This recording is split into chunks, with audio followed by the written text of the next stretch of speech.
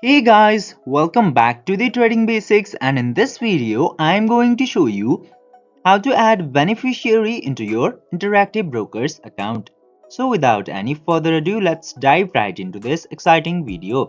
Now in order to add the beneficiary into your interactive brokers account, you just simply have to open any of the browser or your interactive brokers app directly and log in your account into there, and after that this interface will open up. Now after opening this interface, you will just simply have to click into this search tab in here, and after that search for beneficiary. Then after searching beneficiary, this account inheritance in tools and features will appear.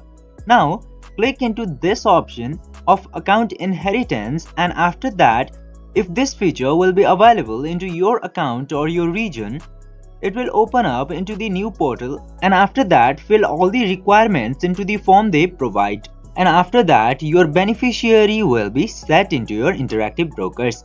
Into my account this feature is not available, so it's not showing anything into mine, but if it will be available into your account, you can do that way. I hope this video was helpful for you. If yes, don't forget to like, share and subscribe to the channel to never miss another update. Thank you for watching the video.